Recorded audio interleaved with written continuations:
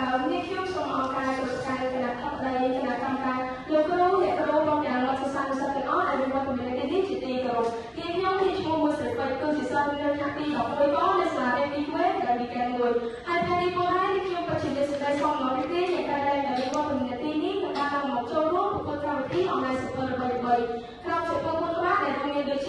ាសិល្បៈទី1កម្លាំងនៃការចាត់វិជ្ជាមានដែលជាស្នាដៃនិពន្ធរបស់លោកតាវិជ័យរបស់បងប្អូនស្រីនៅឆ្នាំ2014អង្គវេទិកាជាទីគោរពសិល្បៈកម្លាំងនៃការចាត់វិជ្ជាមាននេះបានជួយឲ្យខ្ញុំមានការអភិវឌ្ឍខ្លួនឲ្យកាន់តែជាមនុស្សដែលមានការចាត់វិជ្ជាមានគ្រប់ពេលវេលាគ្រប់ស្ថានភាពជានិច្ចមិនតែប៉ុណ្ណោះនៅពេលដែលបានសិល្បៈនេះរួចបានឲ្យខ្ញុំមានការផ្លាស់ប្ដូរផ្នែកពីការចាត់បែបវិជ្ជាមានមកជាវិជ្ជាមានវិញដែលជាកម្លាំងចិត្តមួយឲ្យខ្ញុំមានកម្លាំងចិត្តក្នុងការមកប្រកួតប្រជែងកម្មវិធីអនឡាញសិល្បៈ3ទីឯសិល្បៈទី2មានចំណងជើងថាហ៊ានផ្លាស់ប្ដូរដែលជាស្នាដៃសហនិពន្ធនៅក្នុងនគរស្មី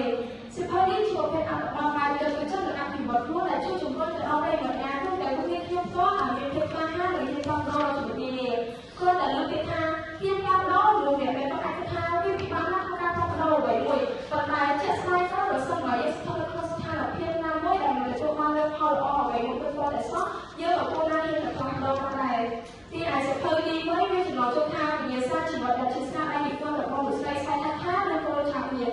សិភៅនេះក៏ទៅខ្ញុំបានអាសិភៅនេះរួចបានតែប្រើមកកំណត់តែប្រើទំនាក់ទំនងរបស់មនុស្សដែលខ្ញុំស្គាល់ខ្លួនឯងឲ្យកាន់តែច្បាស់ហើយនៅរកជំនួយទាំងអស់នៅក្នុងសិភៅវិញ្ញាសាជីវិតនេះបានឲ្យខ្ញុំដឹងលើរឿងរ៉ាវជាច្រើនដែលនិពន្ធបានចែករំលែកឲ្យធ្វើឲ្យថាខ្ញុំមិនទាន់កើតមានខ្ញុំមកជួបវានោះដែរប៉ុន្តែពេលណាដែលបានអានលើរឿងរ៉ាវជីវិតរបស់គាត់អាចធ្វើឲ្យខ្ញុំក៏ជាបទពិសោធន៍និងការពៀននៅពេលណាដែលជួបរឿងល្អជាដើមហើយខ្ញុំចង់បានថាវាគ្លៀងមួយដែលខ្ញុំបានចិត្តក្នុងបំផុតគឺត្រង់ថារៀនមកការតម្លៃដល់ខ្លួនឯងនិយាយដល់ផ្លូវមកគឺត្រូវចាំមកការតម្លៃដល់ខ្លួនឯងកុំចាំតែអ្នកដទៃដល់អីធម្មជាតិជាការទៅដល់ទីណាក៏វាតែរក្សាសម្រស់របស់វាបានយ៉ាងល្អជានិច្ចមិនថាការរស់នេះនៅក្នុងកណ្ដាលផ្លូវក្រោមលៀងក្បាលពុកចោលពេលណាកណ្ដាលក៏វាតែរក្សាសម្រស់បានល្អគង់វង្សទីឯសិភៅចុងក្រោយគឺជាសិភៅដែលខ្ញុំបានចិត្តក្នុងបំផុតនោះមានចំណងជើងថាមកថាក្នុងការនិយាយដែលបាននិយាយដោយលោកស្រីសុករុរ៉ា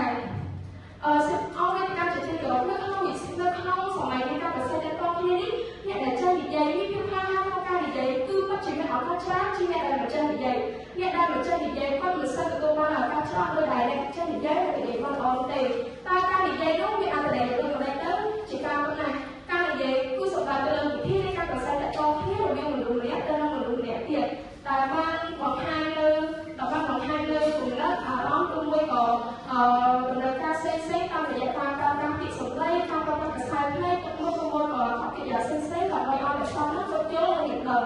អង្គវេទិកាជាទីគោរពបន្ទាប់ពីបានអានសិភៅនេះរួចអាចធ្វើឲ្យខ្ញុំទទួលបាននូវចំណេះដឹងនិងរបៀបរបស់ក្នុងការនិយាយយ៉ាងច្រើនហើយខ្ញុំក៏បានអនុវត្តខ្លះដែរហើយខ្ញុំក៏សូមចែករំលែកនៅមួយចំណុចរួមមានដូចជា1ការដើរនិងការឆោតអំឡុងពេលនិយាយចូលទាំងពីរឬគោលដៅឆ្ងាយពីគ្នាពេកឬក៏ឃ្លាគ្នាអត់ពេកវាអាចនឹងធ្វើឲ្យយើងពិបាកក្នុងការសម្រួលអេយ៉ាមកឬក៏ធ្វើចោលយ៉ាងផ្សេងៗជាដើមហើយនៅពេលមុនពេលឡើងនិយាយនោះអ្វីដែលគួរគិតពីលោកគេគឺសម្លេងបំពាក់ឲ្យបានសមរម្យទៅតាមកម្មវិធីចាក់ស្ដែងក្នុងនេះខ្ញុំជាបេក្ខជនក្នុងកម្មវិធីប្រកួតអនឡាញសិភៅអ្វីដែលខ្ញុំត្រូវមានគឺសម្លេងបំពាក់នៅសាលារៀនទី1ថ្ងៃរួមមានដូចជាឯកសណ្ឋានលោកសាលារៀនប្រវត្តិកហើយការឲ្យស្មារតីបសនិងស្មារតីបសជាដើមនេះសូមបញ្ជាក់ឲ្យឃើញថាយើងក៏ពុកតែដល់តម្លៃនៃការកម្មវិធីក៏ដូចជាដល់តម្លៃនៃការខ្លួនឯងដែរអង្គវេទិកាជាទីគោរពមនុស្សមួយចំនួនក្នុងមួយមនុស្សទាំងអស់ក៏តែមានរបៀបរបស់ក្នុងនិយាយខុសៗគ្នាអ្នកខ្លះក៏ចិត្តដល់ក៏ឆោតឆ្លោះហើយក៏និយាយតាមដំណើរទៅប៉ុន្តែដោយសារគាត់គិតថាពេលណាដែលគាត់ថាភាសានោះអាចនឹងធ្វើឲ្យគាត់ដល់20លើឡើងតែជាក់ស្ដែងទៅពេលណាដែលគាត់ឆោតឆ្លោះហើយនិយាយទៅកាន់ទស្សនិកជននឹងធ្វើឲ្យគាត់កាន់តែ20លើឡើងហើយពេលណាដែល20នោះនឹងធ្វើឲ្យគាត់និយាយទៅលេងជាអ្វីលេងជាដើមនេះឯទី2គឺការប្រើភាសាផ្លេកការប្រើភាសាផ្លេកគឺពិតជាសំខាន់ប្រសិនបើយើងក្នុងនាមជាអ្នកដែលនិយាយចង់ឲ្យអ្នកស្ដាប់នោះក៏ទទួលបានចំណេះដឹងទទួលបានអ្វីដែលយើងនិយាយយើងគួរតែទៅសម្លឹងទៅពួកគាត់ចង់បញ្ជាក់ថាយើងកំពុងតែយកចិត្តទុកដាក់ចង់ប្រាប់អ្វីមួយដល់គាត់ហើយប្រសិនបើនៅពេលនិយាយយើងគួរតែសម្លឹងទៅបុគ្គលណាម្នាក់នោះទេទូនីតិរបស់យើងជាអ្នកនិយាយយើងគួរតែសម្លឹងមួយទៅទាំងអស់គ្នាទៅមើលទៅឲ្យមានភាពតាក់ទាញសម្រាប់អ្នកទស្សនាហើយអ្នកទស្សនាក៏គាត់មានយកចិត្តទុកដាក់ដែរហើយប្រសិនបើយើងនិយាយទៅហើយយើងអត់មើលមកគាត់យើងមកជាប្រពៃដានមើលភ្លើងមើលពណ៌អីមើលផ្សេងៗតែអ្នកស្ដាប់នោះឲ្យគាត់មានអារម្មណ៍យកចិត្តទុកដាក់ជាមួយយើងគាត់អត់របៀបណាដូច្នេះហើយជំនឿល្អបំផុតក្នុងការនិយាយគឺការប្រើភាសាផ្លេកមួយទៅនឹងមួយគឺការមើលទៅទស្សនិកជនជាដើមទីឯទី3គឺលើកលើការនិយាយលើកលើការនិ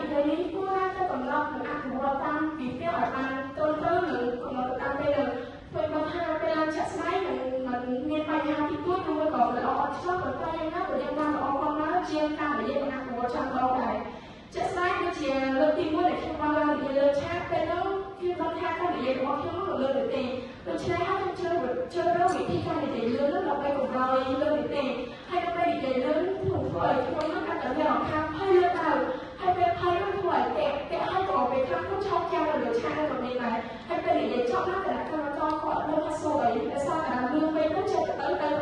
កម្មករគាត់ចាប់ផ្ទាល់គាត់ដឹងថាខ្ញុំនោះកំពុងនិយាយពីអីចឹងហើយក៏បាននេះបានធ្វើឲ្យខ្ញុំធ្លាក់ទទួលបានដែរជាចង់បញ្ចប់ចំពោះការអានសិទ្ធិរបស់ខ្លួននេះវិញខ្ញុំបានអនុវត្តលើទី2យ៉ាងដូចជាទី1ការជ្រើសរើសសិទ្ធិដែលខ្លួនឯងមានចិត្តស្រឡាញ់បើសិនក៏អានសិទ្ធិដែលខ្លួនឯងពេញចិត្តទេតាមមានអារម្មណ៍ណាអាចចូលទៅទីឯវិធីទី2គឺការជ្រើសរើសពេលវេលាបានសមស្របនិងត្រឹមត្រូវទីឯទី3ការជ្រើសរើសសិទ្ធិណាទៅតាមចំណេះដឹងរបស់ខ្លួនឯងទីឯទី4ក៏បានអានហើយកុំភ្លេចអត់ចំណាំឬមួយក៏ស្រង់ឃ្លាណាដែលសំខាន់ណាស់ក្នុងគោលសិទ្ធិណាមួយទីឯចំណុចចុងបញ្ចប់ក៏បានអានហើយកុំភ្លេចអក្សរឬការចែករំលែកការនេះទៅនឹងវាអាចជួយដល់យើងច្រើនក្នុងការ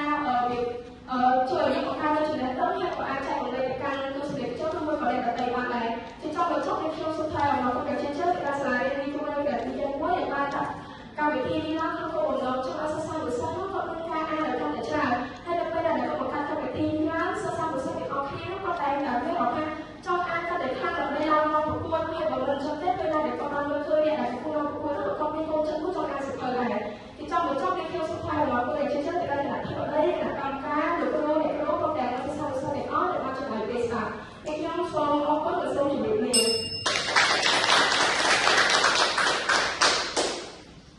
សិពេចសុស្ដីស្មូតល្អបាទសិពេចមានចំណុចពិសេសច្រើន